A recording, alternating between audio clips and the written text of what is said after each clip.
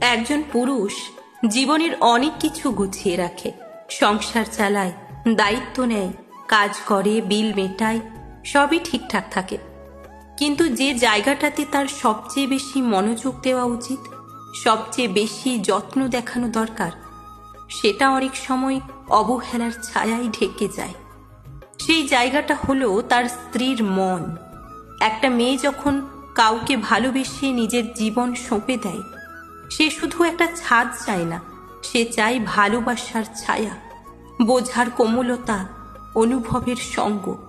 সে চায় তাকে কেউ মন দিয়ে শুনুক, তার না বলা কথাগুলো পড়তে শিখুক, ক্লান্ত দুপুরগুলোতে কেউ বলুক, তুমি কেমন আছো?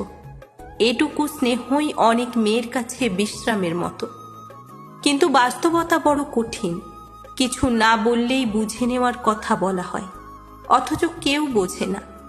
দুঃখের কথা বললে বলা হয়, তুমি অতিরিক্ত ভাবো, সবসময় অভিযোগ করো। আর এই রকম দিনে দিনে স্ত্রী নিঃশব্দ হয়ে যায়। সে আর প্রশ্ন করে না, অভিযোগ তো দূরের কথা, দেখে না, বলে না, শুধু চুপ থাকে। কারণ সে জানে তার অনুভূতির দাম নেই এখানে। এই নীরবতা থেকেই জন্ম নেয় ভিতরগত এক ভাঙন, যা অনেক সংসারে টেরও পাওয়া যায় না। তবু প্রতিদিন একটু একটু করে মরে যায় সম্পর্ক। একটা সংসার টিকে থাকে শুধু খরচ চালিয়ে নয়, টিকে থাকে ভালোবাসা দিয়ে, বোঝাপড়া দিয়ে, একে অপরের অনুভবকে গুরুত্ব দিয়ে। একজন স্ত্রী কি চায়? সে চায় তার কষ্টগুলো কেউ নিজের মতো করে বুঝে নিক। সে চায় তার হাসি মুখের পেছনের ক্লান্তিটা কেউ খেয়াল করুক। সে চায় যখন সে ভেঙে পড়ে, তখন কেউ তাকে বলুক, আমি আছি। একটা মেয়ে যখন সংসার করে, সে রান্না বা কাপড় ধোয়ার জন্য করে না, সে করে ভালোবাসা দিয়ে। কিন্তু যদি সেই ভালোবাসার কোনো প্রতিধ্বনি না থাকে, তাহলে একটা সময় সে শূন্য হয়ে পড়ে। তখন সে শুধু কাজ করে যায়, ভিতরে কিছুই থাকে না।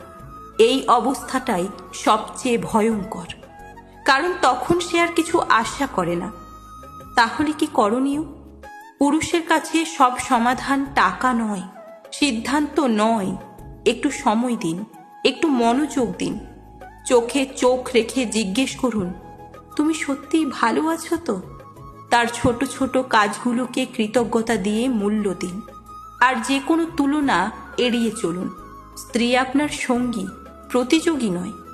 অনেক সময় পুরুষরা ভাবে, আমি তো সব দায়িত্ব পালন করছি,